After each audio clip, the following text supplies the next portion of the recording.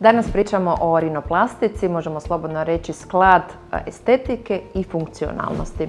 Je li to jedan od najtraženijih estetskih zahvata? Dobar dan.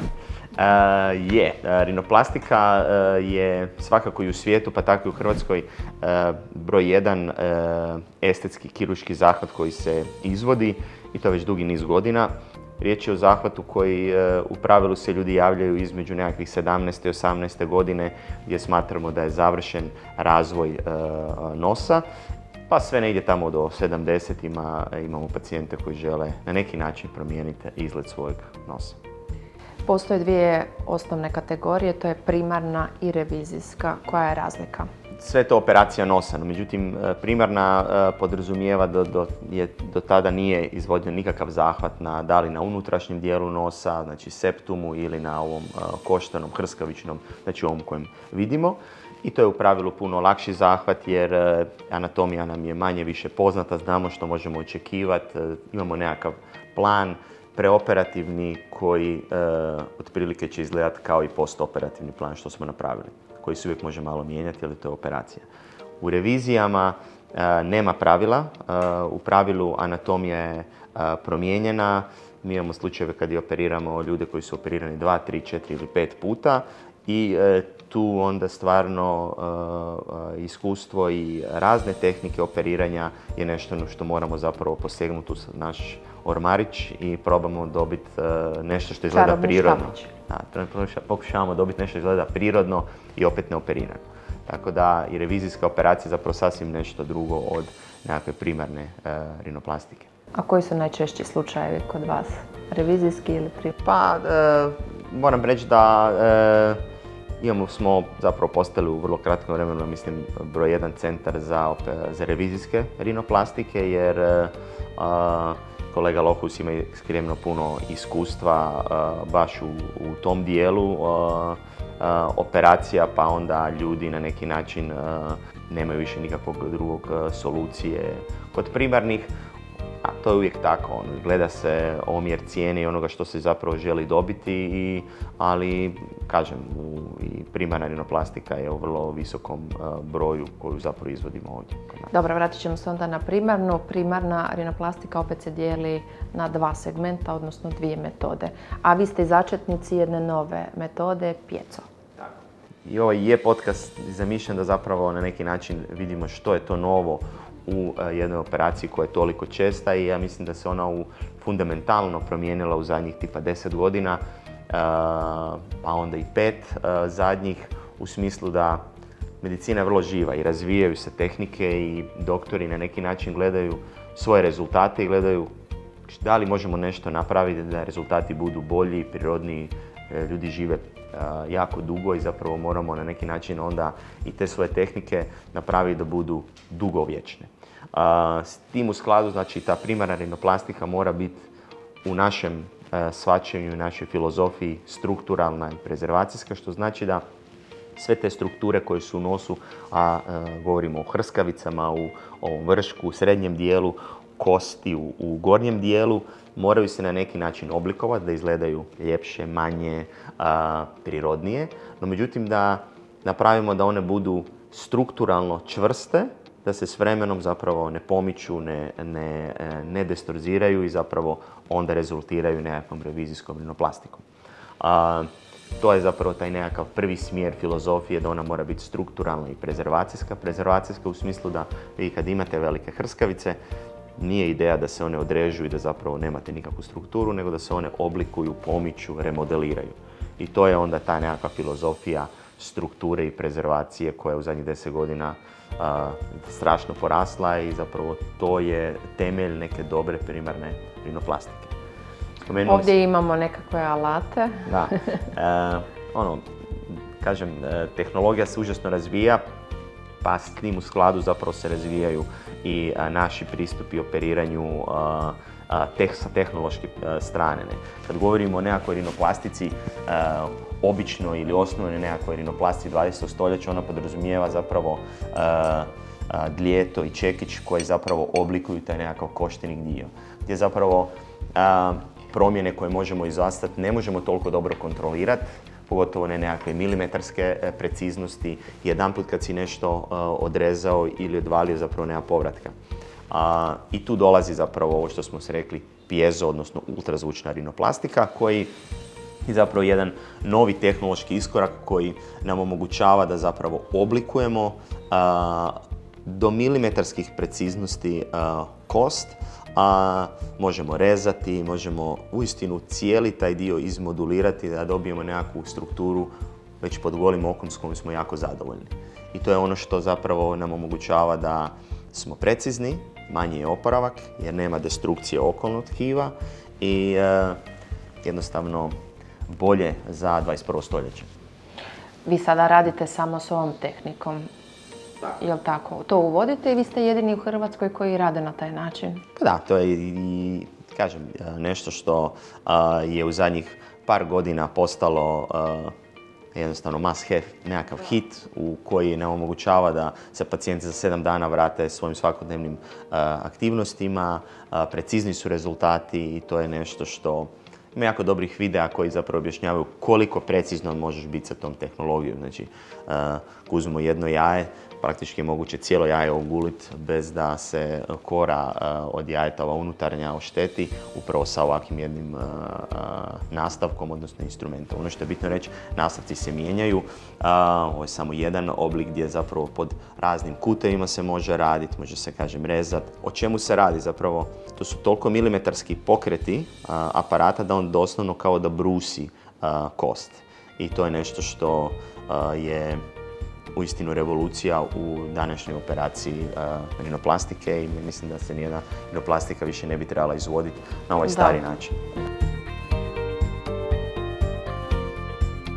Ako gledamo u odnosu na prijašnje tehnike i ovu novu, oporavak, rekli ste 7 dana da već traje.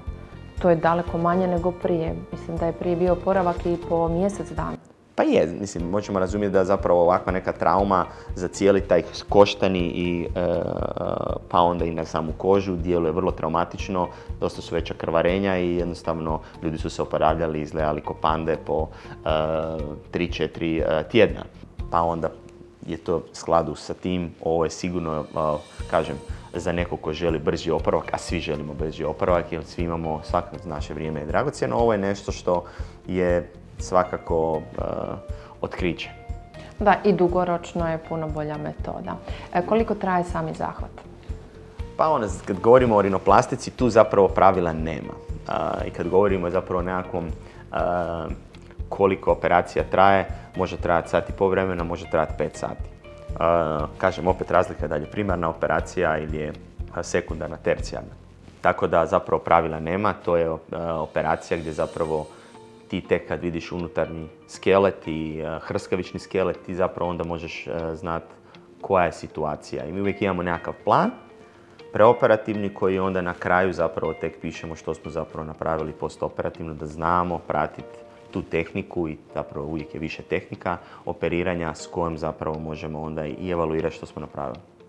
Moguće komplikacije? Da, uvijek treba pričati o komplikacijama, no međutim, ja volim reći ljudima zapravo operacija nosa u pravilu ne boli. Problem je tamponada nosa koja traje 2 dana. Tako, 1 do 2 dana. Tu drastično taj nekakav oporavak je već smanjen, ljudi onda počnu disati na nos i oporavak je u pravilu 7 dana gdje se skida aluminijski flaster i 2-3 šava koje se u pravilu stavljaju ispod samog vrška na jednu poziciju koja zapravo je nevidljiva.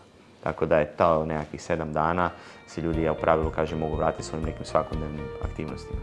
Dobro. Kako izbjeći neke neželjene rezultate? Kako se pripremiti za operaciju najbolje?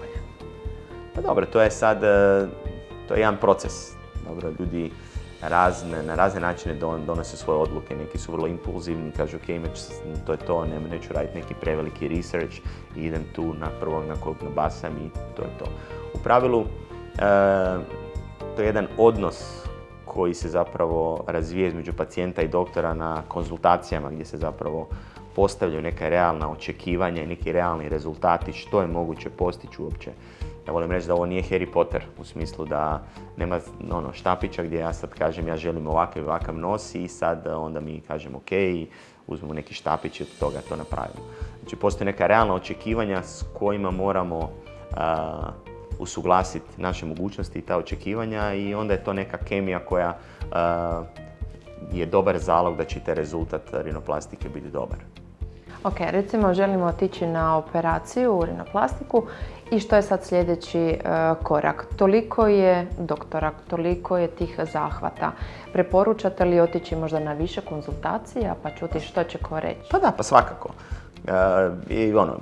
Mi ljudima i sugeriramo imate vremena, donesite neku odluku koja je od svih tih nekakvih estetskih operacija, mislim da operacija nosa kao prvo najzahtjevnija operacija, a ona fundamentalno mora razumjeti da je to zapravo organ, gdje zapravo disanje je, bez disanja ako odete na operaciju, hoću si malo promijeniti izgled nosa, a poslije ne dišete, imat ćete teški medicinski problem.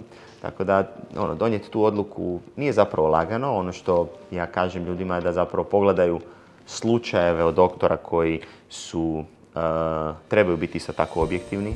To isto je jedna tema na koji način uopće ljudi mogu dobiti nekakve informacije. Znači tu govorimo o tome da slike moraju biti svih kuteva sa istim osvjetljenjem, da se vide i male nepravilnosti, jer to ne govorimo o tome, kažem, postoji jedan proces cijeljenja i treba uistinu sagledati te rezultate realno i u pravilu kod nosa i kod većine tih drugih operacija treba pričekati period od godinu dana da se sve slegne i onda možemo pričati o tome što je moguće i što nije. Ali kažem, donijeti bilo koju odluku, a i ovu je na neki način teško. A kako reći ne? Pa kako reći ne, prvenstveno možda kako reći doktoru ne želim operirati ovoga.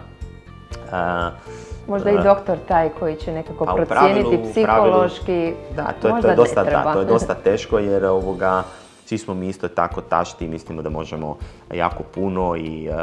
Ali ono što je bitno reći u ovom dijelu, ta psihološka procjena pacijenta je isto jako bitna i mi smo prije par godina u Nizozemskoj napravili nešto što se zove Ultra Questionnaire, znači jedan upitnik koji nam je alat s kojim možemo procijeniti da li je neko psihički stabilan za operaciju. U smislu da postoji neki poremećaj gdje zapravo što god vi napravili kirurški, pacijent neće biti zadovoljan i takav pacijent u pravilu ne bi trebao biti operiran. To je jedan, kažem, alat koji bi svako zapravo trebao imati u svojoj nekakvoj praksi i koji mu pomaže da zapravo donese svjesnu odluku kad da, kad ne ići u operaciju i kad je neka druga vrsta terapije možda bolji izbor nego nož. Za revizijsku rinoplastiku ko su idealni kandidati? Pa kažem, to je posebna jedna sfera u koju zapravo vi ulazite dosta nespretni kao kirurg, zato što pacijenti su na neki način već imaju visoka očekivanja, povrijeđeni su na neki način, a vi zapravo sa kirurške strane imate situaciju zapravo koja je vrlo tehnički zahtjevna. I zato je taj razgovor ekstremno bitan i ta procjena na samim konzultacijama da se ljudima objasni koje su mogućnosti i kad, znači jednostavno što možemo očekivati od tog rezultata i što jednostavno više od toga ne možemo napraviti. Volimo reći da zapravo 50% rezultata se radi na tim zapravo konzultacijama, što je zapravo i za primarnu tako. Znači, ta neka realna očekivanja da znamo što želimo i koji su nam ciljevi, nam garantira da će i taj rezultat kasnije biti dobar. Dobro, a što se tiče ove nove metode, gdje se vrše edukacije? Jesu li moguće i kod vas ovdje? Pa dobro, mi smo prošle godine imali prvi taj simpozij sa idejom upravo promicanja rinoplastike u Hrvatskoj i regiji, gdje se zapravo i govorilo i o toj tehnici, ali i o prezervaciji i o strukturnalnoj rinoplastici kao, ja bih rekao, jedinom načinu u kojem se operacija trebala izvoditi u 21. stoljeću. Tako da edukacije su moguće zapravo, ja bih rekao, svakodnevno mi u sklopu Europske akademije za plastiku lica. Ta naša klinika je zapravo i centar gdje imamo ljude koji nam dolaze na razne oblike edukacije. Imamo fellowship koji traje godinu dana, znači imamo svoje liječnike koji zapravo se apliciraju na taj program i onda su naši godinu dana za cijelo lice. Imamo nešto što se zove observership koji traje mjesec dana i kao working visit koji je u pravilu do tjedan dana. Tako da ljudi mogu se slobodno se jave i onda se organizira nekakav edukacijski segment koji ih zanima. Da. Spomenuli ste simpozij. Prošle godine je bio jako veliki i uspješan. Planirate li možda i ove godine ponoviti? Pa mi smo, kad smo otvorili polikliniku, onda smo Peter i ja imali tu neku ideju da napravimo nešto što se zove LF Academy. I taj LF Academy je u sada 3 godine od kada smo otvorili polikliniku napravio, ja mislim, jedno 7-8 simpozija na raznim temama, ono s čim se zapravo poliklinika bavi, odnosno klinika.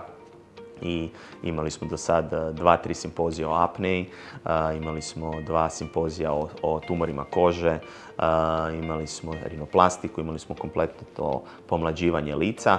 Ove godine ponovno ćemo imati apneu, a o estetici ćemo taj dio vidjeti. Ono što nam je svakako u planu je jedan odličan simpozij na temu operacija migrene. To je isto nešto što radimo u poliklinici, tako da je to nešto što bi htjeli još dodatno popularizirati. Tako da uvijek je nešto što planiramo napraviti. A u pravilu rinoplastika i ovaj simpozij koji je bio, inače to Peter 10 godina organizira po svijetu, prije krenuo je sa Nizozemskom, onda je sljedeće godine uvijek bio Izmir, Turska i onda Kali u Kolumbiji. Tako su se vrtili zapravo simpoziji, tako da ja mislim da za 2 godine će ponovno biti u Hrvatskoj. Dobro, želim vam puno uspjeha. Zanima me samo za kraj što poručiti pacijentima koji počeli su razmišljati o rinoplastici i sad koji je sljedeći njihov korak? Kome se obratiti? Kako se educirati?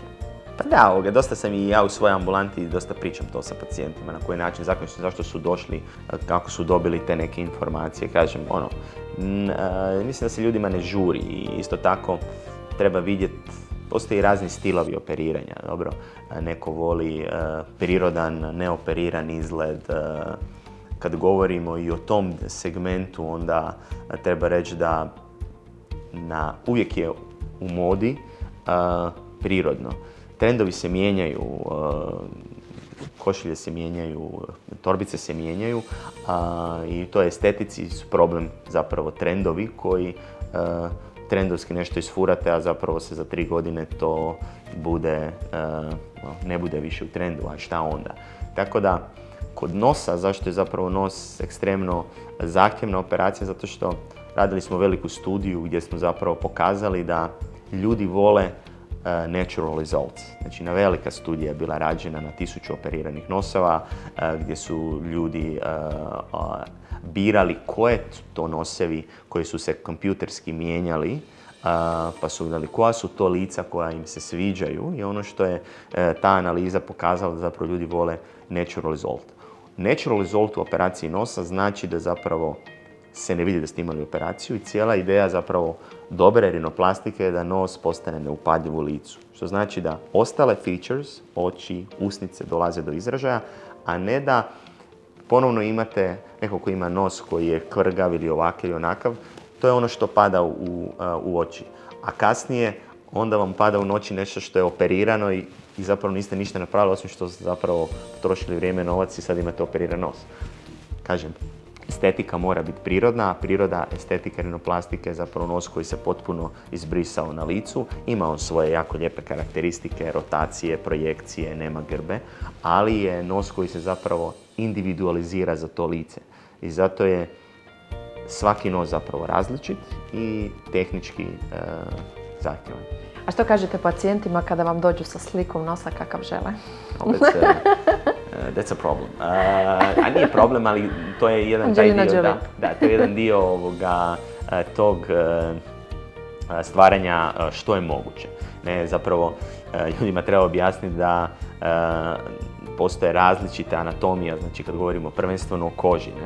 Mi možemo dosta toga napraviti na pitanju hrskavice i kosti, no međutim samu debljinu kože je vrlo teško mijenjati. A tu su onda velike razlike da li neko ima deblju kožu ili ima jako tanku. Ako ima jako tanku, mi možemo uistinu taj nekakav skelet lijepo prikazati na površini. Neko ko ima jako debelu kožu, to kao da imate jako velik poklon, kada stavite na koljeno nećete vidjeti zapravo koljeno. Ako stavite plahtu vidjet ćete sve karakteristike koljena.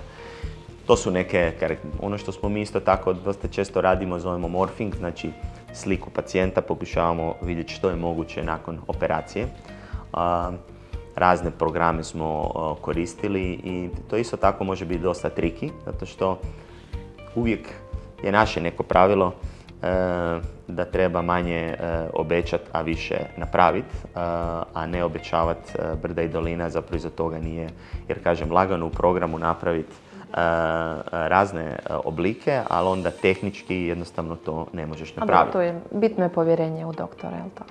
Pa da, to je taj jedan dio koji je u bilo kojoj operaciji, jer vi se zapravo dajete u ruke i kad ste vi operirani nemate tu kontrolu, tako da bitan stav tog povjerenja. Osim što možete otići poslije na reviziju i opet popraviti. Da, to je uvijek opcija, ali uistinu je sa rinoplastika treba biti primarna izvršena na taj dobar način, jer ne želite imati revizijsku rinoplastiku koja zapravo nikad ti rezultati, kad pogledate i naše objavljene rezultate, nije to savršen nos, zato što jednostavno but it's good as it gets, u smislu da bolje od tog uistinu je vrlo teško postići sa onom anatomijom koju imamo.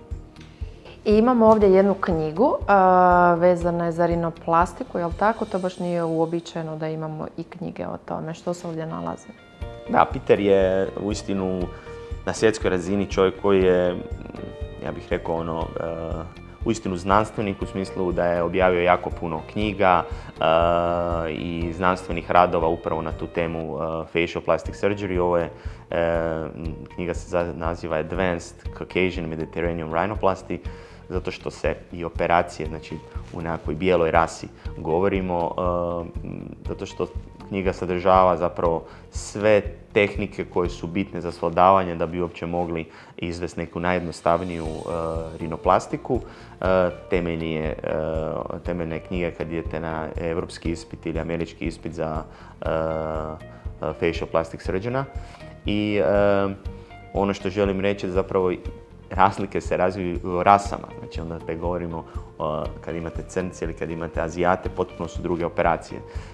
Ova knjiga je, kažem, strukturirana upravo za ovo naše podneblje i za našu problematiku koju imamo, koja je specifična za bijelu rasu i svakako je nešto što je dobro pročitati ako si mladi kirurg i razmišljaš o tome da bi volio raditi rinoplastiku kao, kažem, jedan zahvat gdje linija učenja je vrlo, nije toliko strma, znači postoje stvari koje moraš naučiti. To je cjeloživotno zapravo učenje. Pa je, da, i to je, i u knjizi postoji taj jedan prvi paragraf upravo je u tome, u Rhinoplasty Learning Curve, koja zapravo govori da na neki način svi se mi učimo, ali treba biti svjestan svojih mogućnosti i tu tražiti i biti objektivan što možeš napraviti. Ne? Tako da i birati zapravo pacijente koje zapravo možeš dobro napraviti, a ne se zaletavati.